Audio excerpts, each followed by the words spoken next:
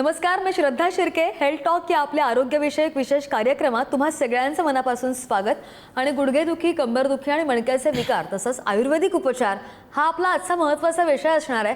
आणि त्याच विषयी बोलण्यासाठी आपल्यासोबत डॉक्टर विजय महाडिक आहेत. डॉक्टर नमस्कार. नमस्ते. मी डॉक्टरांचा थोडक्यात परिचय करून देते आणि त्यानंतर आपण त्यांचं मार्गदर्शन घेणार आहोत. मणके विकार का होतात आणि त्यावर उपचार आहेत का, कंबरदुखी का होते त्यावर उपचार आहेत का, या सगळ्या विषय आपण डॉक्टरांशी सविस्तर बोलणार आहोत. डॉक्टर विजय महाडिक हे आयुर्वेदाचार्य असून विजयी भव आयुर्वेदचे संचालक आहेत. विजयी भव आयुर्वेदमध्ये उंची वाढवणं, दमा, जुनाट सर्दी, खोकला, धुळीची एलर्जी किंवा अम्लपित्त, पोटाचे विकार, गुडघेदुखी किंवा मणक्याचे विकार असू देत, पिंपल्स, सोरायसिस, जळवात, सर्व लहान प्रकारचे त्वचा विकार, लहान मुलांचे विकार, मूळव्याध किंवा मुतखडा या सगळ्यांवर विशेष उपचार केले जातात, विशेष उपचार होतात. सर्वसामान्य लोकांना औषधं उपलब्ध व्हावीत याकरता डॉक्टर विजय महाडिक यांनी विजयी भव शॉपी सुरू केले आणि त्या संदर्भात सुद्धा आपण त्यांच्याशी बोलणार आहोत. डॉक्टर, वेळ न घालवता आपण प्रश्नांना सुरुवात करूयात. माझा पहिला प्रश्न हाच की गुडघेदुखी नेमकी का होते आणि या गुडघेदुखी मागची नेमकी कारणं काय, एज रेशिओ काय असतो? खरं म्हणजे मॅडम, तुम्ही पहिलाच प्रश्न खूप चांगला विचारला. आमच्या दवाखान्यात ज्यावेळेस रुग्ण येतो, म्हणजे साधारणपणे गुडघेदुखीचा रुग्ण असेल तर त्याचं वय 50 किंवा 60 नंतरच असतं. खूप क्वचित पेशंट जे 25 ते 50 वयोगटातले येतात, परंतु जास्त प्रमाणात जे रुग्ण येतात तर ते साधारणपणे 50 नंतर किंवा 60 नंतर येतात. ज्यावेळेस तो रुग्ण आमच्या दवाखान्यात येतो तर तो एकतर लंगडत येतो किंवा गुडघ्यावरती हात ठेवत किंवा बऱ्याच वेळेला पायऱ्यावरती चढताना किंवा उठताना खाली हात टेकून उठत असतो. त्या बाबांना, म्हणजे ज्यावेळेस एखादा रुग्ण बाबा आमच्या दवाखान्यात आलेत आणि त्या बाबांना ज्यावेळेस आम्ही विचारतो की बाबा त्रास काय होतो, तर बाबा सांगतात की माझे गुडघे दुखत आहेत, माझ्या गुडघ्यांना सूज येते, कटकट असा आवाज येतो आहे. त्या बाबांना आम्ही गमतीने विचारतो, बाबा तुम्ही तरुणपणात कामं काय काय केली? तर त्यावेळेस बाबा सांगतात की मी विहिरीवरती गेलेलो, मी दगड फोडलेले, मी रस्ता बनवलेला, भरपूर कष्टाची कामं केली होती. आणि त्यांनाच परत प्रतिउत्तर आम्ही असं देतो की बाबा तुम्ही जे कष्ट केलेलं आहे त्या तरुणपणातल्या कष्टाचा प्रसाद म्हणजे गुडघेदुखी तुमच्या मागे लागले. कशा पद्धतीनं होतं तर साधारणपणे ज्यावेळेस आपण गुडघ्याची ॲनाटॉमी बघतो तर गुडघ्यामध्ये 3 हाडं आपल्याला जास्त प्रमाणात, 3 हाडांपासून आपला गुडघ्याचा सांधा बनलेला असतो. त्यातलं जे वरचं मांडीचं हाड असतं, ज्याला आम्ही फिमर बोन म्हणतो, तर ते पहिलं आणि मोठं हाड असतं. त्यानंतर खाली टिबिया आणि त्याला लागून फिब्युला, टिबिया फिब्युला अशा पद्धतीनं बोन असतं. आणि त्याच्या पुढेच ज्याला आपण गुडघ्याची वाटी म्हणतो त्याला पटेला म्हटलं जातं. तर याच्यामध्ये होतं काय की ज्या वेळेस भरपूर प्रमाणात कष्ट केलं जातं तर आपल्या संपूर्ण शरीराचा जो काय भार आहे किंवा जो काय बोजा आहे, जे वजन आहे, ते 80% वजन हे आपल्या गुडघ्यांच्या वरती येत असतं. त्यामुळे त्या गुडघ्यांची झीज जास्त प्रमाणात होत असते, गुडघे एकमेकावरती आदळत असतात. आणि याच्यामध्ये होतं काय की गुडघ्यांच्या मध्ये एक गादी असते ज्याला मेनिस्कस मेम्ब्रेन असं म्हटलं जातं. आणि ही गादी काय होते, बऱ्याच वेळेला फाटते किंवा बऱ्याच वेळेला झिजलेली असते. ज्यावेळेस गुडघे झिजतात किंवा एकमेकावरती आदळतात त्यानंतर मग मात्र त्या रुग्णाला दुखायला चालू होऊन जातं. आपण बैलगाडीचं जर चाक बघितलं असेल, त्याला कितीही आपण वंगण व्यवस्थित केलं तर ते वंगण काही काळानंतर निघून जातं आणि तो बैलगाडीचा कणा आहे तो झिजायला चालू होतो. सेम त्याच पद्धतीनं आपण जरी गुडघ्यांची कितीही काळजी घेतली तरी वयानुसार काही वर्षानंतर गुडघे हे झिजायला चालू होतात. जसं बैलगाडीचा कणा झिजलेला असतो, सेम त्याच पद्धतीनं तुमच्या गुडघ्याची जी वाटी आहे किंवा गुडघ्याची जी हाडं आहेत ती झिजायला चालू होऊन जातात. आणि त्याच्यामुळे गुडघेदुखी हे लक्षण आपल्याला पाहायला मिळतं. जे वंगण आहे त्याला आम्ही सायनोव्हाइल फ्लूइड म्हणतो. हे सायनोव्हाइल फ्लूइड जर कमी झालं तर गुडघ्यांचं घर्षण जास्त प्रमाणात होतं आणि गुडघा दुखायला चालू होतं. वजन जास्त असणं हे प्रमुख कारण आहे, कारण तुम्हाला जसं आत्ता सांगितलं की 80% वजन हे आपल्या गुडघ्यांच्यावरती पडत असतं आणि त्याचा परिणाम म्हणून गुडघे दुखत असतात. व्हिटॅमिन B12 आणि व्हिटॅमिन D, बऱ्याच वेळेला कॅल्शियम शरीरात जर कमी पडत असेल तर त्याचा परिणाम म्हणून सुद्धा आपल्या गुडघ्यांची झीज होत असते आणि गुडघे दुखत असतात. बऱ्याच वेळेला एखादा ॲक्सिडेंट झाला असेल, गुडघ्यावरती मार लागला असेल किंवा तुम्ही कुठे पडला असेल आणि त्याचा आघात खूप वर्षापूर्वी किंवा बऱ्याच वेळेला अलीकडेच लागलं असेल तर अशा पद्धतीनं सुद्धा गुडघा आघातच किंवा ॲक्सिडेंटल पेन ज्याला म्हणतो आम्ही त्या पद्धतीनं दुखत असतो. जसं सायनोव्हाइल फ्लूइडचं सांगितलं तसं बऱ्याच वेळेला तिथं जे असणारे जे कार्टिलेज आहेत किंवा टेंडॉन किंवा लिगामेंट आहेत, त्या लिगामेंटला जर इंजुरी लागली असेल, विशेष करून कुस्ती खेळणारी, फुटबॉल खेळणारी मुलांच्यामध्ये हे प्रमाण जास्त पाहायला मिळतं की त्यांच्या लिगामेंटला जर मार लागला असेल, लिगामेंटला जर इंजुरी झाली असेल तर त्याचा परिणाम म्हणून सुद्धा गुडघेदुखी होत असते. बहुतांश वेळा काय होतं की काही लोकांची खूप जास्त वेळ मांडी घालून बसायची सवय असते. अशा लोकांच्यामध्ये सुद्धा गुडघेदुखी हे लक्षण आपल्याला पाहायला मिळतं. जसं संधिवात आहे तसं वातातले काही प्रकार आहेत की आमवात आणि वातरक्त, हे जर आजार त्या रुग्णाला झाले असतील तर त्याचा परिणाम म्हणून पण त्याच्यामध्ये गुडघेदुखी हे आपल्याला पाहायला मिळत असते. बऱ्याच वेळेला जर त्याच्या जेवणामध्ये कॅल्शियमचं प्रमाण किंवा अस्थिधातू वाढेल अशा पद्धतीचं जर जेवण नसेल तर त्याचा परिणाम म्हणून पण गुडघेदुखी ही आपल्याला झालेली पाहायला मिळते. ही सगळी कारणे आपल्याला गुडघेदुखीमध्ये दिसत असतात. अच्छा, नाही तेच मी प्रेक्षकांना सुद्धा सांगेन की तुम्हाला सुद्धा जर गुडघेदुखीचा त्रास असेल तर सरांकडे उपचार आहेत, डॉक्टर त्यावर आयुर्वेदिक उपचार करतात, त्याकडे पुन्हा मी येणारच आहे. मात्र त्यापूर्वी तुम्हाला सुद्धा सांगू शकेन की आपल्या स्क्रीनवर जो नंबर दिसतो त्यावर तुम्ही या संदर्भात जर काही शंका असेल किंवा तुम्हाला काही समस्या असतील तर त्या स्क्रीनवर जो नंबर दिसतो त्या नंबरवर तुम्ही त्यांना संपर्क करू शकता आणि त्यांच्याकडून उपचार सुद्धा घेऊ शकता. डॉक्टर, गुडघेदुखीची कारणं तुम्ही आता सांगितलेली आहेत आणि त्याच पद्धतीने मग कंबरदुखीचं पण असतं का, की कंबरदुखीची कारणं काही वेगळी असतात? एक तर पहिल्यांदा हे लक्षात घेतलं पाहिजे की ज्या ठिकाणी वेदना होतात त्या ठिकाणी दुखणं म्हणजे जिथं वेदना आहेत त्या ठिकाणी वात आहे. मग गुडघे दुखत असेल तर त्या ठिकाणी पण वात आहे आणि जिथं कंबर दुखते, जिथं मान दुखते किंवा टाच दुखत असेल तर त्या ठिकाणी सुद्धा आपल्या शरीरामध्ये वात प्रचंड प्रमाणामध्ये वाढलेला असतो. जी कारणं आपण गुडघेदुखीची सांगितली ती कारणं मानदुखीची आणि कंबरदुखीची देखील आहेत.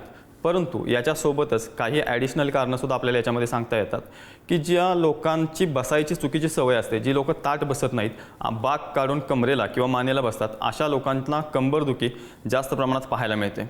जी लोकं कॉम्प्युटरवरती, मोबाईलवरती किंवा मशीन काम जास्त प्रमाणात, शिलाई मशीनवरती जास्त प्रमाणात काम करतात, अशा लोकांच्यामध्ये सुद्धा मणक्याचं दुखणं म्हणजे कंबरदुखी किंवा मानदुखी ही जास्त प्रमाणात आपल्याला पाहायला मिळते. बऱ्याच वेळेला ॲक्सिडेंट झाल्यानंतर किंवा ज्या लोकांना आघातच दुखणं राहतं किंवा ज्या लोकांना ॲक्सिडेंट झाल्यानंतर बऱ्याच लोकांचं दुखणं हा प्रकारसुद्धा आपल्याला पाहायला मिळतो. काही लोकांच्यामध्ये मणक्यामध्ये गॅप पडतात, काही लोकांच्यामध्ये मणक्यामधले गॅप कमी होतात, काही लोकांची चकती सरकते, अशा लोकांच्यामध्ये सुद्धा दुखणं हे प्रचंड प्रमाणामध्ये आपल्याला पाहायला मिळतं. बऱ्याच वेळेला काय होतं की ज्या लोकांना शेतात कामं करत असतात आणि अशी लोकं एक पाय बांधावरती आणि एक पाय खाली अशा पद्धतीनं चालणं हा प्रकार जास्त प्रमाणामध्ये असतो. अशा चुकीच्या चालण्याच्या सवयीमुळे सुद्धा आपली कंबरदुखी होत असते. तुम्ही जर जास्त प्रमाणामध्ये वाकून काम करत असाल तर त्याचा परिणाम सुद्धा कमरेवरती आपल्याला पाहायला मिळतो. ज्या लोकांना वजन उचलण्याची जास्त प्रमाणामध्ये सवय असते किंवा जी लोक कष्टाची कामं करतात अशा लोकांच्यामध्ये सुद्धा कमरेमध्ये किंवा मानेमध्ये गॅप पडून खूप जास्त प्रमाणात दुखणं आपल्याला पाहायला मिळतं. एक स्पर नावाचा प्रकार असतो, बोन स्पर म्हटलं जातं. विशेष करून मानेमध्ये किंवा कमरेमध्ये असे स्पर पाहायला मिळतात की याच्यामध्ये होतं काय की हाडांनाच म्हणजे आपल्या मानेतली आणि कमरेतली हाडं आहेत त्या हाडांच्यामध्ये हाडांचीच वाढ होत असते. म्हणजे साधारणपणे टोकदार हाडं अशी वाढत असतात ज्याला आम्ही स्पर म्हणतो. तर ते स्पर तयार झाल्यानंतर आतल्या मांसपेशींना रुतत असतं किंवा टोचत असतं. तर अशा रुग्णांच्यामध्ये सुद्धा आपल्याला कंबरदुखी आणि मानदुखी पाहायला मिळते. काही लोकांच्यामध्ये कंबरदुखी झाल्यानंतर खालच्या पायाला म्हणजे पायामध्ये मुंग्या येणं किंवा वेदना होणं अशी लक्षणंसुद्धा आपल्याला पाहायला मिळत असतात. आणि सगळ्यात महत्त्वाचं, जर मी आज डॉक्टर असेल आणि तुम्हाला सांगत असेल, जर मी जास्त वेळ माझ्या खुर्चीवरती जर बसत असेल आणि त्याचा परिणाम म्हणजे ज्याला आपण ऑक्युपेशनल हजार्ड्स म्हणतो की आपण जे काही काम करतोय त्या कामानुसार आपल्याला आजार घडत असतात आणि अशा जास्त वेळ बसण्याच्या सवयीमुळे सुद्धा कंबरदुखी आपल्या मागे लागते. अच्छा डॉक्टर, पण जे तुम्ही ही आता कारणं सांगितलेली आहेत तर त्यामध्ये दोन्ही आजारांमध्ये नेमकी लक्षणं काय काय दिसून येतात, म्हणजे याची सुरुवात कुठून होत आहे? एक सर्वात प्रथम आपण गुडघेदुखीची लक्षणं बघू. तर गुडघेदुखीमध्ये होतं काय सुरुवातीला की गुडघा दुखणं, कोणता तरी एक गुडघा दुखायला चालू होतो. मग असे बरेचसे रुग्ण काय करतात की एका गुडघ्यावरती प्रेशर देऊन चालायला चालू करतात आणि त्याच्यामुळे तो दुसरा गुडघा देखील दुखायला चालू होतं. मग अशा रुग्णांचा गुडघेदुखी हे पहिलं लक्षण, गुडघे सुजणं आणि गुडघ्यांच्यामध्ये कट आवाज येणं अशा पद्धतीची लक्षणं आपल्याला पाहायला मिळतात. याच रुग्णांना खाली बसता येत नाही आणि बसल्यानंतर हात खाली ठेवल्याशिवाय उठता येत नाही. बऱ्याच रुग्णांची शौचाला बसताना सुद्धा अडचण तयार होते की त्यांना खाली बसताना काहीतरी धरून किंवा उठताना काहीतरी धरल्याशिवाय उठता येत नाही. बऱ्याच रुग्णांच्या गुडघ्यांच्या वरती काळ्या निळ्या आपल्याला शिरा पाहायला मिळतात. बहुतांश रुग्णांच्यामध्ये डबडब, म्हणजे ज्यावेळेस आम्ही त्याचं चेकिंग करत असतो तर डबडब अशा पद्धतीचा आवाज, म्हणजे बऱ्याच वेळेला झीज जास्त प्रमाणामध्ये होऊन इन्फेक्शन होऊन त्या ठिकाणी पाणी जमा होण्याची प्रक्रियासुद्धा बऱ्याच रुग्णांच्यामध्ये आम्हाला पाहायला मिळते. काही रुग्णांच्यामध्ये शोथ म्हणजे सूज जास्त प्रमाणामध्ये असते. सेम त्याच पद्धतीने ज्यावेळेस आपण कंबरदुखीची लक्षणं बघतोय त्याच्यामध्ये काय होतं, ज्याला आम्ही आयुर्वेदामध्ये कटिशूल म्हणतो, तर कंबर दुखणं हे तर प्रमुख लक्षण आहेच. दुसऱ्या बाजूला की कंबर सुजणं किंवा एका बाजूला सूज येणं अशा पद्धतीचे लक्षणं आपल्याला पाहायला मिळतात.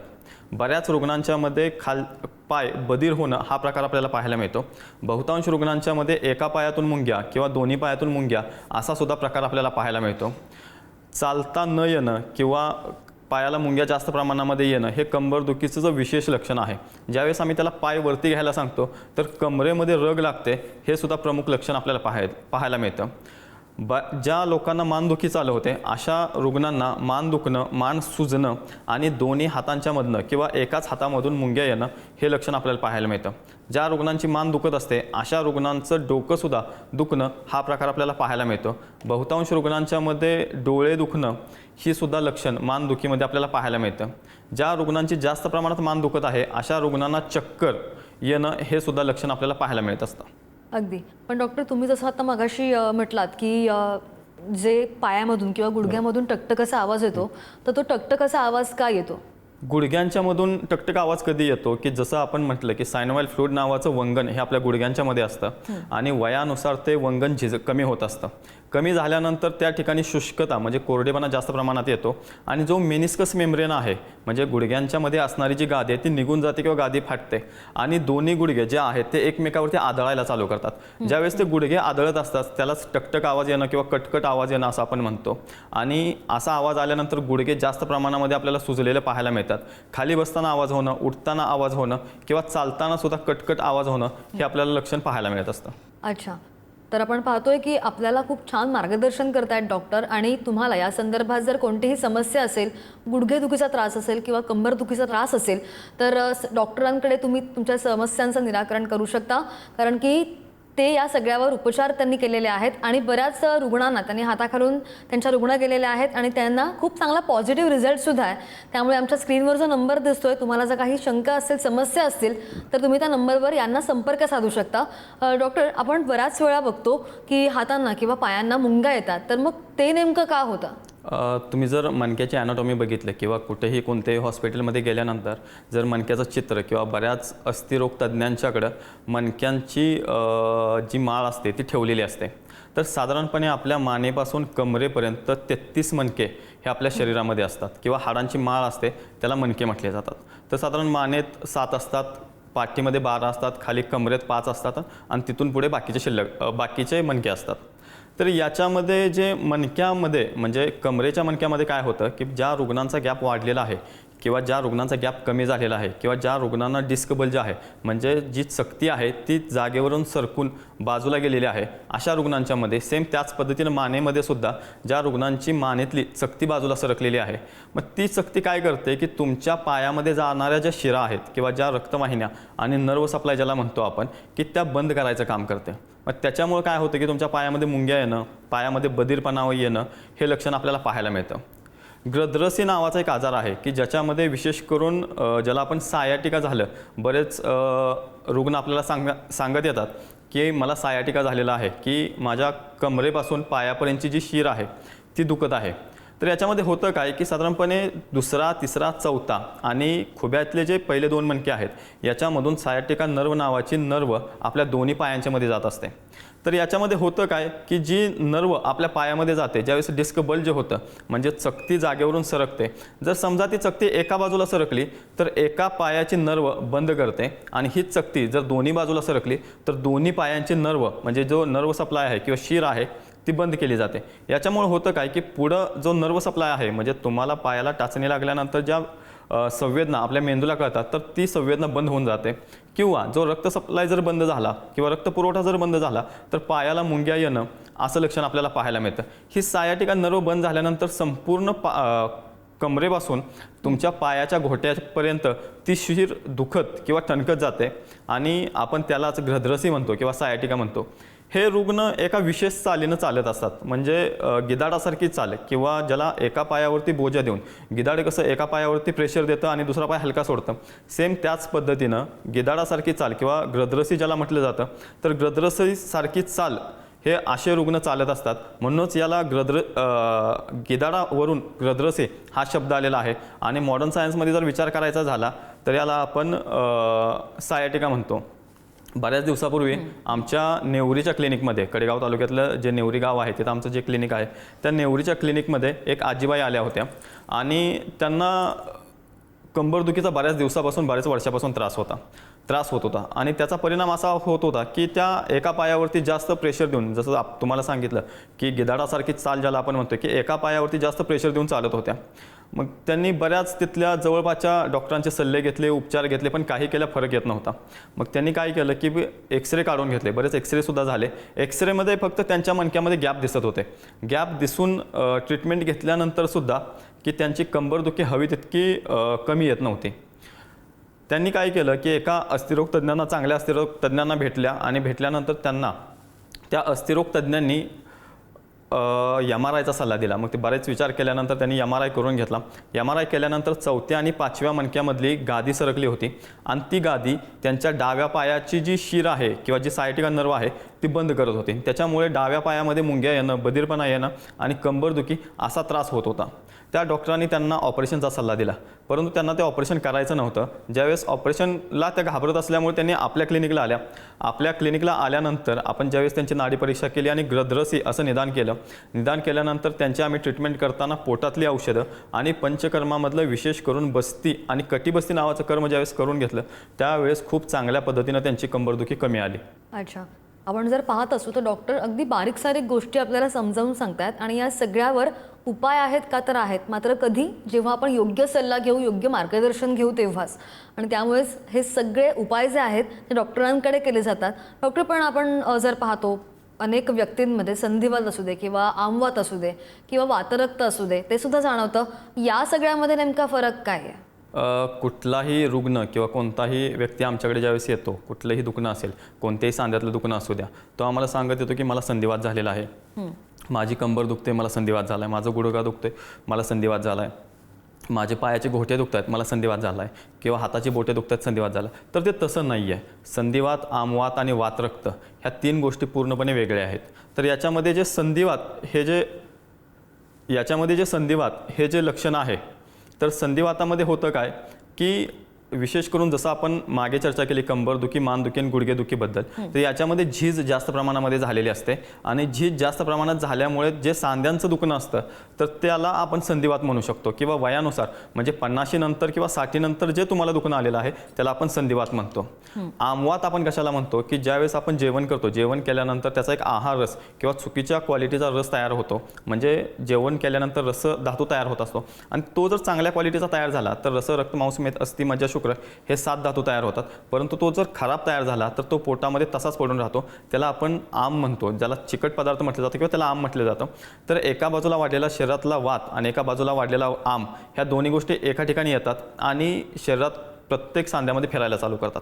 ज्या सांध्यामध्ये जातात, म्हणजे समजा जर गुडघ्यामध्ये गेले तर गुडघा दुखायला चालू होतं, काही काळानंतर गुडघा बंद होतो आणि कंबर दुखायला चालू होते, कमरेतून तो वात सुटतो आणि परत पायाच्या बोटांच्या मध्ये जातो, पाय दुखायला चालू होतात. अशा पद्धतीने मूव्हिंग पेन किंवा संचारी वेदना ज्याला आपण म्हणतो हे आमवातामध्ये आपल्याला पाहायला मिळतं. आणि तिसरं जे महत्त्वाचं आहे जे वातरक्त आहे की ज्याच्यामध्ये युरिक ॲसिड ही टेस्ट पॉझिटिव्ह येत असते. तर याच्यामध्ये होतं काय की रक्त दुष्ट होतं, वात दुष्ट होतो आणि छोटे छोटे जे सांधे आहेत, हाताची बोटं, पायाची बोटं किंवा घोटे, गुडघे, अशा पद्धतीनं त्या ठिकाणी जाऊन त्या सांध्यांना सुजवायचं काम किंवा दुखवायचं काम करत असतं. अशा रुग्णांच्या मध्ये हाताची बोटं, पायाची बोटं सुजणं, पायाचा घोटा सुजणं ही लक्षणं आपल्याला पाहायला मिळतात. जर याची ट्रीटमेंट वेळेत नाही केली तर काही काळानंतर त्यांचे सांधे सुजून हाताची बोटं आणि पायाची बोटं ही वाकडी झालेली आपल्याला पाहायला मिळत असतात.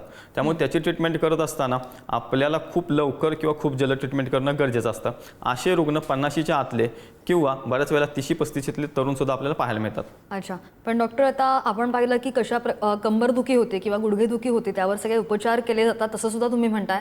पण विजय भव आयुर्वेदमध्ये कशा प्रकारे उपचार केले जातात आणि ऑपरेशन करण्याची गरज आहे का की ऑपरेशन टाळता येतं असं सुद्धा काही आहे का? श्रद्धा मॅडम, तुम्ही चांगला प्रश्न विचारला. मी तुमच्या दुसऱ्या प्रश्नाचं पहिल्यांदा उत्तर देतो की ऑपरेशन प्रत्येक वेळेला करायलाच पाहिजे असं काही नाही आहे. पहिली गोष्ट म्हणजे जर ज्या वेळेस कुठल्याही पॅथीचे म्हणजे आयुर्वेद असेल, होमिओपॅथी असेल किंवा ॲलोपॅथी असेल, सगळ्याच पॅथीचे पर्याय ज्यावेळेस थांबलेत त्यावेळेस आपण ऑपरेशनकडे जाऊ शकतो की कुठल्याच गोष्टीला इलाजच नाही आहे आता, तर आपण ऑपरेशनकडे जाऊ शकतो. दुसरी गोष्ट, ज्यावेळेस विजयी भवमध्ये आपल्याकडे पेशंट येतो तर आम्ही त्याला पहिल्यांदा त्याचं चालण्याचं, झोपण्याचं, संपूर्ण गोष्टीचं निरीक्षण करून घेतो आणि त्याची नाडी परीक्षा करतो. नाडी परीक्षा केल्यानंतर आम्ही त्याचं अचूक निदान करतो. समजा ज्या पद्धतीनं त्याला आजार आहे त्या पद्धतीने त्याची ट्रीटमेंट केली जाते. तर त्याच्यामध्ये पहिल्यांदा पोटातली औषधं एका बाजूला दिली जातात आणि दुसऱ्या बाजूला पंचकर्मांचा देखील आधार घेतला जातो. समजा कंबरदुखीचा पेशंट असेल तर त्याला कटिबस्ती नावाचं पंचकर्म करून घेतो किंवा बस्ती नावाचं पंचकर्म करून घेतो. बस्तीमध्ये आपण काय करतो की संपूर्ण अंगाला तेल लावणं, शेक देणं आणि संडास मार्गातनं औषधं पुश करणं, अशा पद्धतीची ट्रीटमेंट राहते. आणि कंबरदुखीसाठीचे सगळ्यात बेस्ट, ज्याला आम्ही कटिबस्ती म्हणतो, तर कटिबस्तीमध्ये कमरेला शेक देणं किंवा काड्यामध्ये शिजवलेल्या भाताला शेक देऊन त्याच्यामध्ये पिठाचं कमरेवरती आळं केलं जातं आणि त्याच्यामध्ये तेल सोडलं जातं. अशा पद्धतीने कंबरदुखीची ट्रीटमेंट केली जाते. सेम त्याच पद्धतीनं जानोबस्ती म्हणजे गुडघ्याच्या बस्तीची ट्रीटमेंट आपण करून घेतो. अग्निकर्म म्हणजे 5 धातूच्या शलाकेनं आणि सोन्याच्या शलाकेनं तुमच्या गुडघ्यांना गरम करून चटके दिले जातात.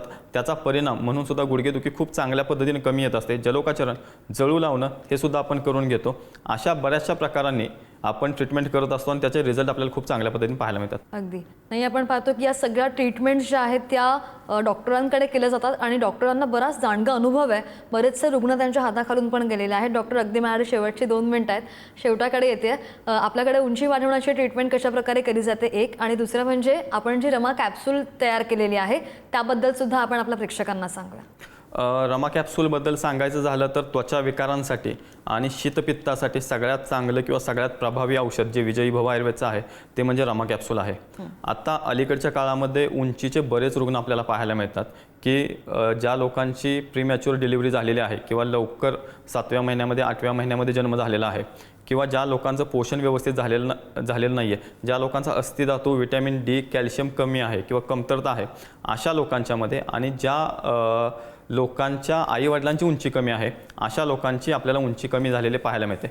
अशा रुग्णांच्यामध्ये आपण त्याची जन्मतारीख, त्याचं वजन आणि विशेष करून दोन्ही हातांच्या नखांचे फोटो घेऊन आपण त्याची ट्रीटमेंट करतो.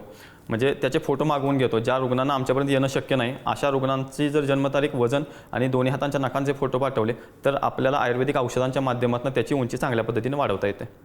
अच्छा, आणि रमा कॅप्सूलबद्दल पण सांगा सर. तुम्हाला जसं म्हटलं की शीतपित्तावरती म्हणजे शीतपित्तामध्ये ॲलर्जीच्या ज्या गोळ्या खायला दिल्या जातात, ज्या लोकांना अंगावरती चकंदळं किंवा चट्टे उठली जातात, तर अशा लोकांच्यामध्ये किंवा शीतपित्तामध्ये खूप चांगल्या पद्धतीची ट्रीटमेंट ही रमा कॅप्सूलच्या माध्यमातून केली जाते. ज्या लोकांचं रक्तदुष्ट झालेलं आहे, ज्या लोकांना पित्ताचा त्रास आहे किंवा ज्या लोकांचं पित्त कुपित होऊन संपूर्ण शरीरभर पसरतं आणि अंगावरती लाल चकंदळं उठतात, अशा रुग्णांच्यामध्ये आपण रमा कॅप्सूल जर सकाळी संध्याकाळी एक गोळी जर खायला दिली तर चांगल्या पद्धतीने त्यांचं पित्त कमी येऊन जातं. अंगावरती ज्या गांद्या उठत आहेत किंवा अंगावरती जी लाल चकंदळं उठत आहेत ती सुद्धा आपल्याला चांगल्या पद्धतीने कमी झालेली पाहायला मिळतात. अगदी. तर आपण पाहिलं की मणक्याचे विकार असू दे किंवा कंबरदुखी असू दे किंवा गुडघेदुखी असू दे, या सगळ्यावर आयुर्वेदिक उपचार डॉक्टरांकडे केले जातात. आणि याच विषयावर आपण आज डॉक्टरांशी सविस्तर बोलत होतो. याविषयी तुम्हाला सुद्धा काहीही शंका असेल तर आपल्या स्क्रीनवर जो नंबर दिसतोय त्यावर तुम्ही त्यांना भेटू शकता, अपॉइंटमेंट घेऊ शकता आणि त्यांच्याकडून आयुर्वेदिक उपचार सुद्धा घेऊ शकता. अगदी बारीक सारीक गोष्टी आपल्याला डॉक्टरांनी यावेळी समजून सांगितलेल्या आहेत. तुम्हाला या संदर्भात कोणतीही ट्रीटमेंट हवी असेल तरी सुद्धा तुम्ही आयुर्वेदिक उपचार करून घेऊ शकता. डॉक्टर, तुम्ही आज इथे आलात आणि आमच्या प्रेक्षकांना खूप छान मार्गदर्शन केलं, त्याबद्दल तुमचे आभार. थँक्यू, धन्यवाद. आणि हेल्थ टॉक या आपल्या आरोग्यविषयक विशेष कार्यक्रमात वेळ झाली इथेच थांबायची. पाहत रहा पुढारी न्यूज.